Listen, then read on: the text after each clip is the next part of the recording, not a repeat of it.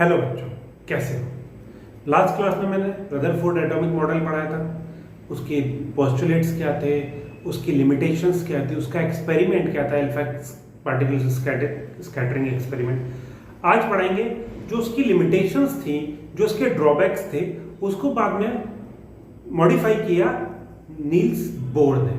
Niels Bohr एक scientist थे जिनको एटॉमिक स्ट्रक्चर के ऊपर वर्क करने के लिए नोबेल प्राइज दिया गया।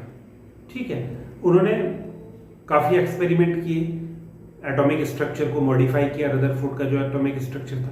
तो अब पढ़ते हैं बोर से model of atom.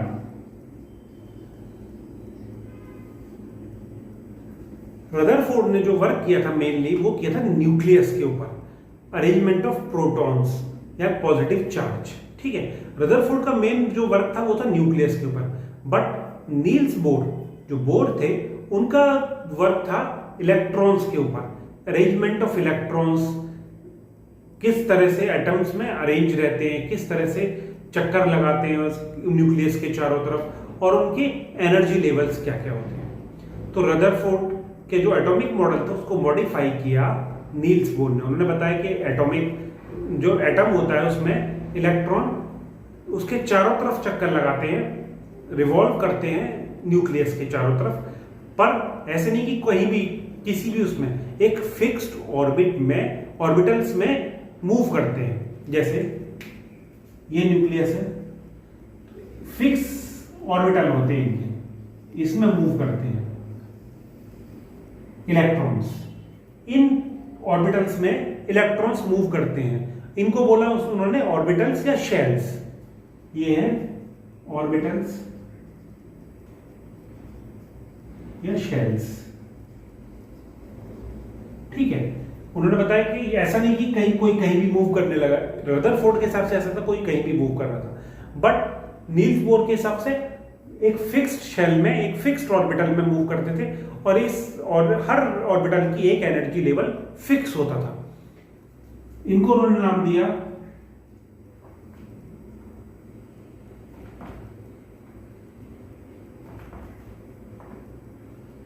One, to, three, four, के, एल, एम, एन।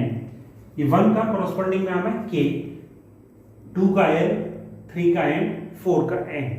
उन्होंने बताया कि electrons in fixed energy shells में, इन फिक्स्ड एनर्जी ऑर्बिटल्स में रिवॉल्व करते हैं अराउंड द न्यूक्लियस। और क्या बताया, जो एनर्जी लेवल, जो इलेक्ट्रॉन न्यूक्लियस से दूर होता है उसकी एनर्जी ज्यादा होती है। यानी कि जो दूर वाली शेल में इलेक्ट्रॉन मूव कर रहा है, इस शेल के इलेक्ट्रॉन की एनर्जी ज्यादा होगी। और जैसे जैसे हम न्यूक्लियस के पास वाली ऑर्बिटल्स में आते जाएंगे वैसे वैसे इलेक्ट्रॉन की एनर्जी डिक्रीज होती जाएगी। इसकी एनर्जी कम हो जाएगी, इसकी और कम हो जाएगी, इसकी सबसे कम हो जाएगी। तो जैसे जैसे हम न्यूक्लियस से दूर जाते हैं, the orbitals away from nucleus है, the electrons in the orbitals away from nucleus has more energy in comparison to closer nucleus, closer orbitals. ठीक है, जो न्यूक्लियस से दूर ऑर्बिटल्स होंगे उसमें जो इलेक्ट्रॉन मूव कर रहा है उसकी एनर्जी ज्यादा होगी, जो न्यूक्लियस के पास ऑर्बिटल्स होंगे उसमें जो इलेक्ट्रॉन मूव करेगा उसकी एनर्जी कम होगी। क्यों, ऐसा क्यों? अब आप एक नॉर्मल एग्जांपल देखिए, इसमें पॉजिटिव चार्ज है, ठीक है, इस पर नेगेटिव चार्ज है। ये दोनों के बीच का डिस्टेंस जब कम हो जाएगा तो फोर्स ऑफ अट्रैक्शन बढ़ जाएगा। इस फोर्स ऑफ अट्रैक्शन को ओवरकम करने के लिए, इस फोर्स ऑफ अट्रैक्शन को नलीफाई करने के लिए, इस फोर्स ऑफ अट्रैक्शन को कम करने के लिए ही इसको अपनी ज्यादा एनर्जी कंज्यूम करनी पड़ेगी इस इलेक्ट्रॉन को, इसलिए इसकी एनर्जी कम होती है और इसकी एनर्जी ज्यादा होती है। ठीक है, ये नील्स बोर का एटॉमिक मॉडल था। इसके पोस्टुलेट्स क्या क्या हैं, किस चीज पे बेस्ड था ये, समझ में आया?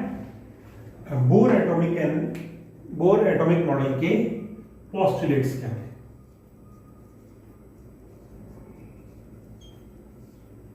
फर्स्ट वन क्या है, in an atom, electron revolve around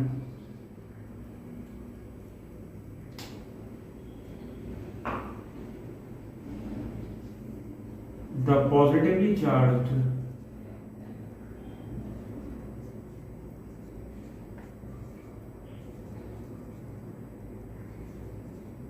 nucleus in definite orbits, definite circular path.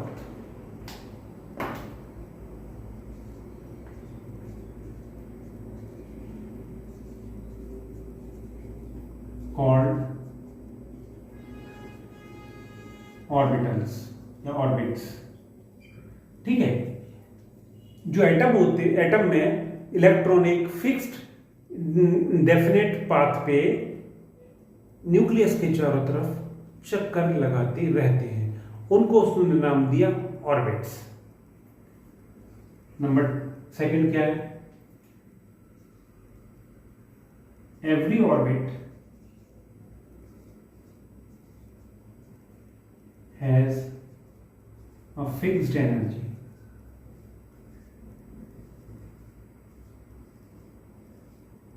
and these circular orbits are known as orbital shells. First उसका पोस्टुलेट क्या था?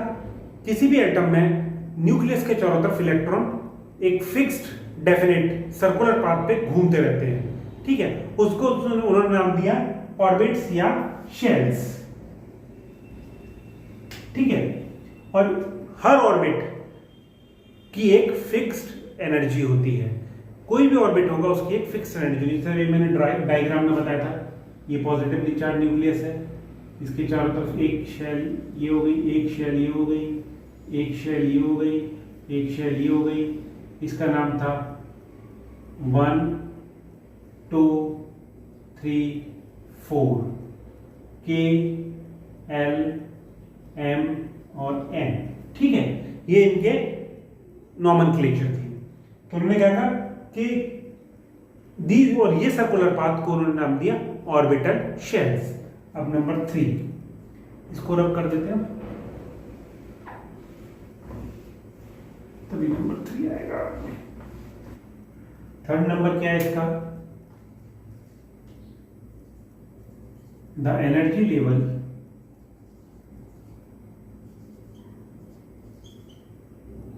Are assigned with an integer called quantum numbers.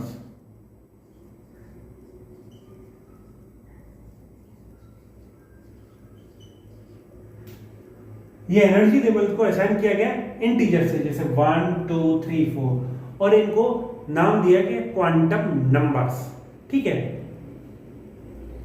This range of quantum numbers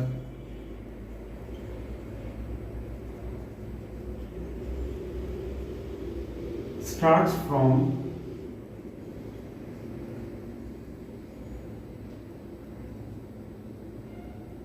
n is equal to 1 from nucleus side,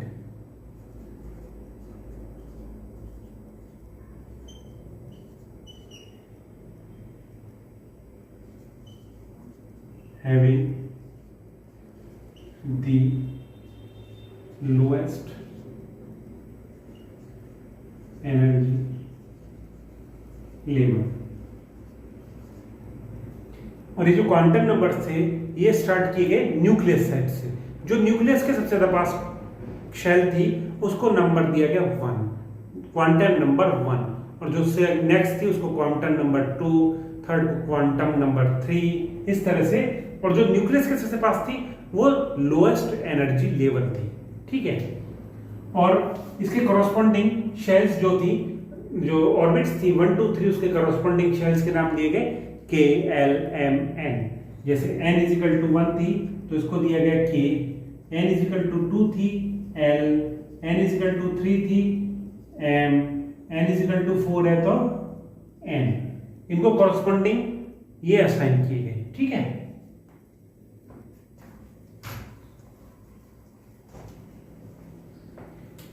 The orbits n is equal to 1 2 3 4 are assigned the shells assigned B, assigned as K L M N shells when an electron attains the lowest energy level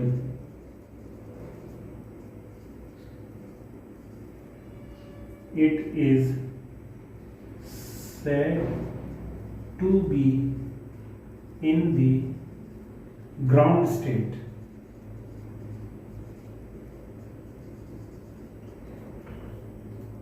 क्या था third point? The energy levels are assigned या represented with an integer represented.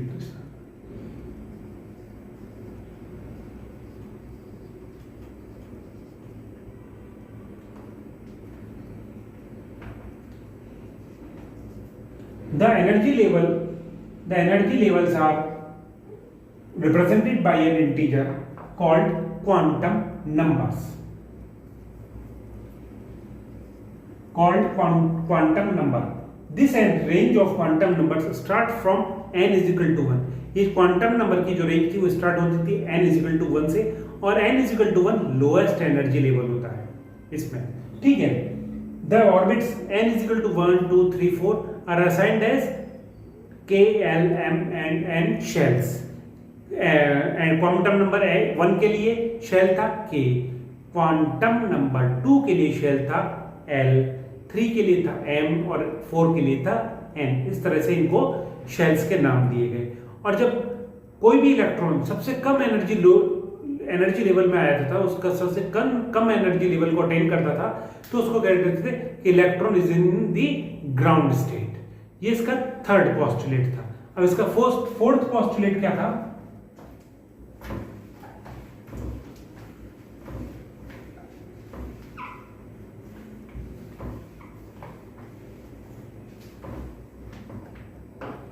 Last और fourth last postulate क्या था इसका? An electron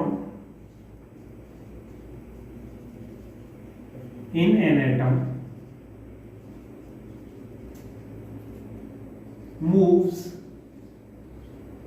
from lower energy level, an electron in an atom moves from lower energy level to higher energy level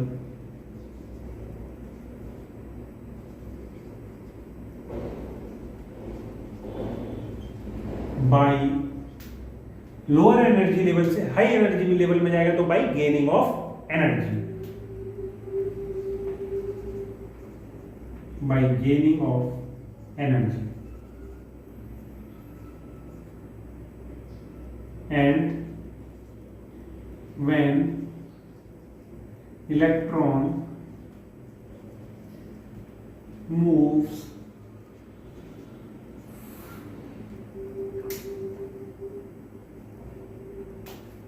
when electron moves from higher energy level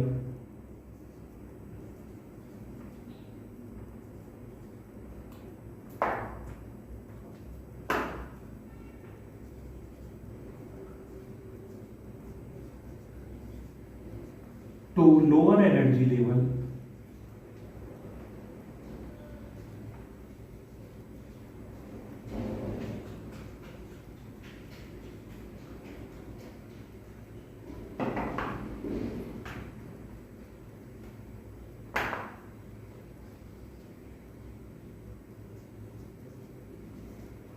an electron moves from higher energy level to lower energy level by losing the energy. उन्होंने बताया boards का fourth postulate क्या था, अगर कोई electron higher energy level से lower energy level में जाएगा तो वो क्या करेगा, एनर्जी लूज करेगा, भाई कम करेगा तभी तो जाएगा लोअर में, और जब लोअर से हायर में जाएगा तो एनर्जी गेन करेगा, मतलब उसकी एनर्जी बढ़ेगी तभी वो हायर एनर्जी लेवल में पहुंच जाएगा। तो ये बोर का एटॉमिक एनर्जी मॉडल था। क्या था, उन्होंने बताया कि एक फिक्स सर्कुलर पाथ में मूव करते रहते हैं जिसको ऑर्बिट कहते हैं, इलेक्ट्रॉन जो है एक फिक्स्ड सर्कुलर पाथ में मूव करते हैं जिसको ऑर्बिटल्स या शेल्स कहते हैं, और इन शेल्स को नाम दिया उन्होंने इंटीजर से क्वांटम नंबर।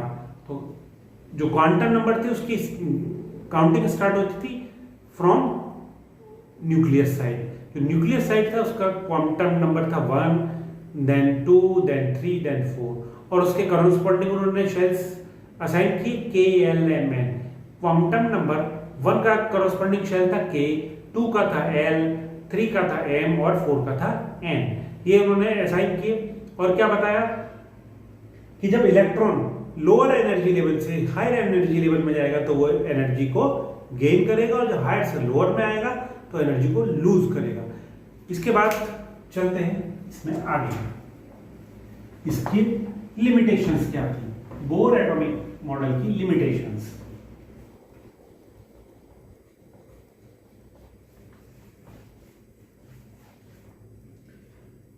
इसकी limitations,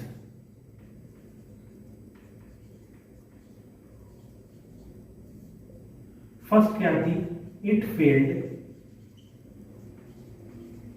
to explain Zeeman effect.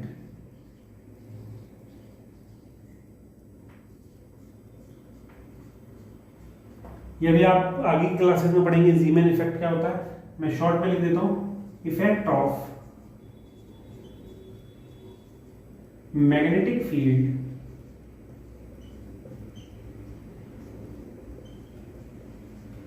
on spectra of atoms.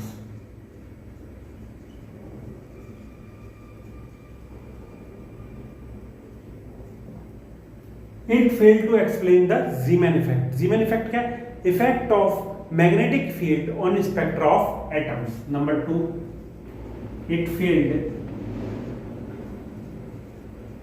to explain Stark effect. Stark effect क्या है, effect of electric field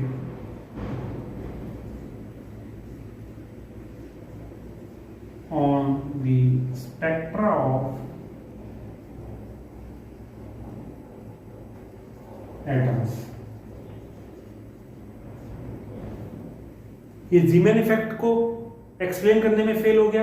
ज़ीमैन effect क्या था, effect of magnetic field on spectra of atoms, और ये star effect को भी explain करने में फेल हो गया। स्टार इफेक्ट क्या था, effect of electric field on spectra of atoms. Third क्या है,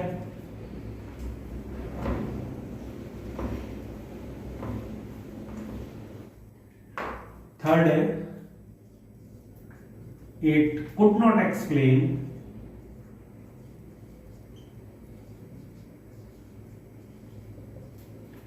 the spectra obtained from higher atoms। ये हायर एटम्स से जो स्पेक्ट्रा मिला था उसको भी एक्सप्लेन नहीं कर पाया। फोर्थ क्या है था, इट वायलेट्स हाइजेनबर्ग अनसर्टेनिटी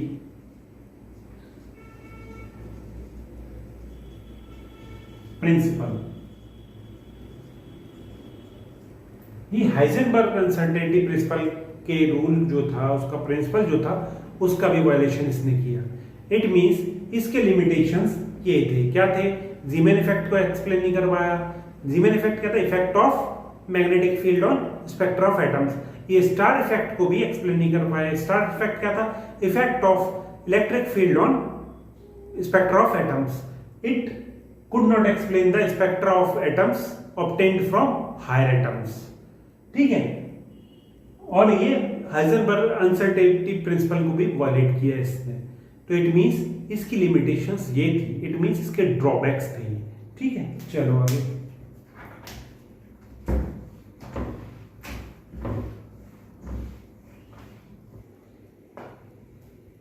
जो बोर का एटॉमिक मॉडल था वो मेनली कंसंट्रेट था arrangement of electrons in different energy levels या different orbits.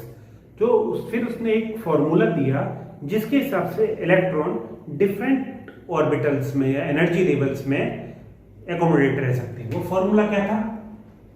2n² where n is equal to 1 2 3 4 या k L M N shells. ठीक है, 2n² उसका फॉर्मूला था। It means when n is equal to 1 then 2n² is equal to 2।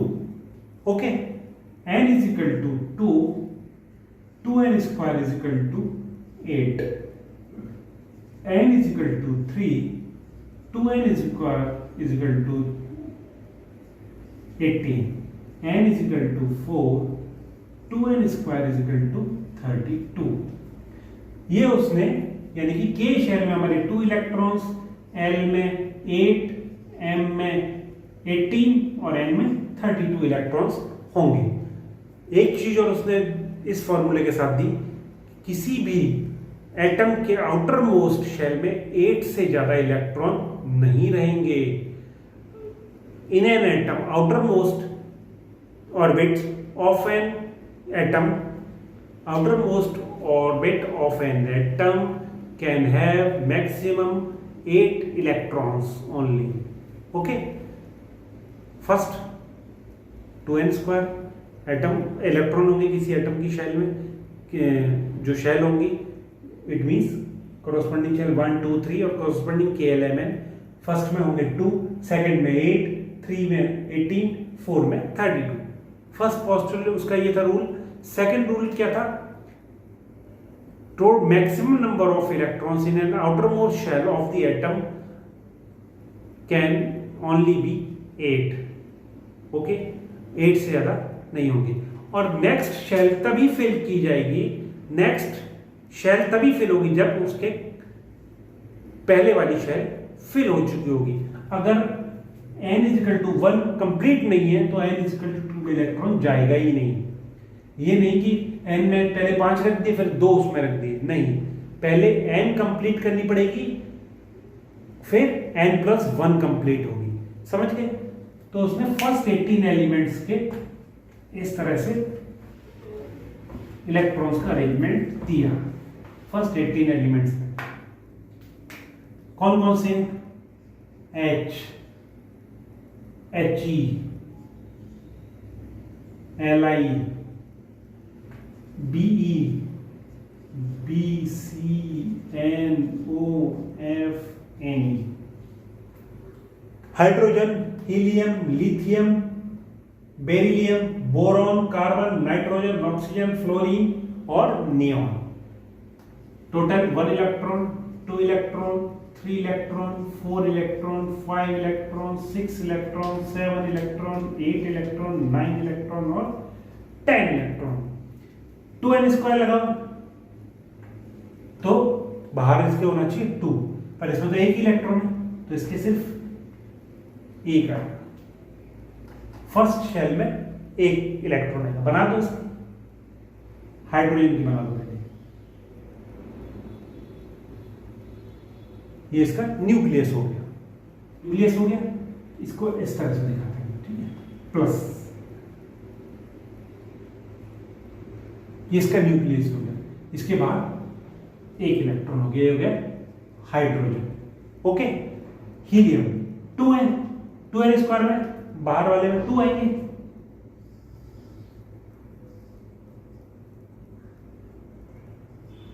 ये हो गया helium. Okay, Li 3 है, फर्स्ट में 2 आएंगे, एक बच गया, 2 और 1, ये इसका न्यूक्लियस है पूरा। फर्स्ट ऑर्बिट, इसमें कितने आएंगे 2, पहले ये भरेगी, उसके बाद उसके बाहर वाली भरेगी, एक बच गया, ये क्या बन गया हमारा Li, लिथियम। समझ में आ रहा है? फिर आ गया बेरिलियम, 4 है, फर्स्ट में 2 आएंगे, फिर बच गए 2, सेकंड में भी 2 आएंगे, ये हमारा हो गया न्यूक्लियस। फर्स्ट में 2 लाओ इलेक्ट्रॉन्स, सेकंड में भी 2 लाओ, ये हमारा हो गया बेरिलियम। ओके, थर्ड आओ बोरॉन 5, फर्स्ट में 2, फिर 3, सेकंड में कितने हो सकते हैं हमारे 8, तो हमारे आ जाएंगे 3, ये न्यूक्लियस हो गया। फर्स्ट में 2, सेकंड में 3, ये हो गया बोरॉन। फोर्थ है, नेक्स्ट है कार्बन, सिक्स्थ है कार्बन, 2 4। ओके, मैक्सिमम 8 हो सकते हैं ना, लास्ट वाली में 4 आ गया, यहां बना दो कार्बन का, प्लस पहले में 2, दूसरे में 4, क्या हो गया कार्बन। ओके, आओ नाइट्रोजन 2 5 बनाओ, प्लस पहले में 2, तीसरे में 5,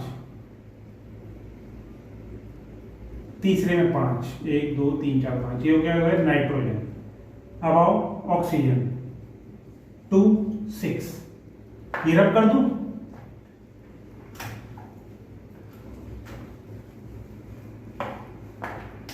टू 6 प्लस 2, नेक्स्ट में 6,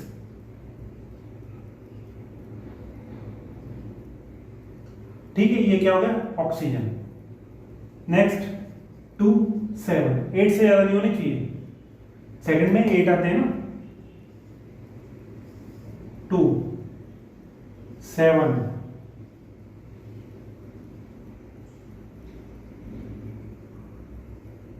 ये क्या हो गया हमारा फ्लोरीन। नेक्स्ट नियॉन 2 8, 1 2, 8 करो, 1 2 3 4 5 6 7 8, दिस इज नियॉन। क्लियर? चलो, ये थे 10, अब 18 तक बताए थे उसमें, हम 18 तक करते हैं।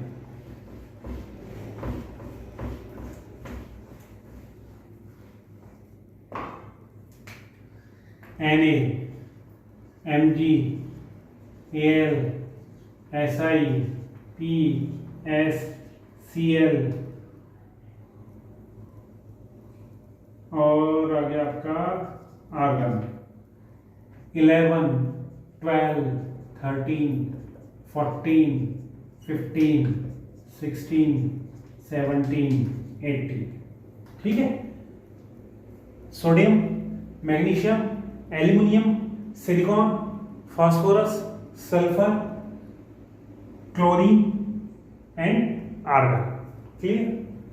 इसका करो 2, फिर क्या आएगा थर्ड, सेकंड में मैक्सिमम 8 हो सकते हैं, 2 8 10 और 1 आ गया लास्ट में, 2 8 2 2 8 3 2 8 4 2 8 5 2 8 6 2 8 7 2 8 एंड 8। इसको आप कर लोगे, मैं एक ही डायग्राम में बताता हूँ।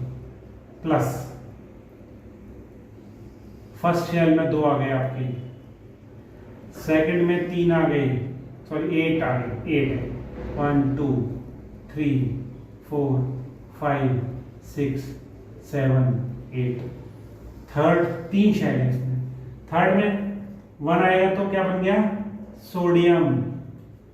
ठीक है, अब 2 आ गया, क्या बन गया? मैग्नीशियम। अब आएगा 3, क्या बन गया? एल्यूमिनियम। अब आएगा 4, क्या बन गया? Silicon, silica. सिलिका ऐसे बनता है सिलिकॉन से, ठीक है। अब आ गया 5, क्या बन गया? फास्फोरस। 6 सल्फर, सल्फर बन गया ये। 7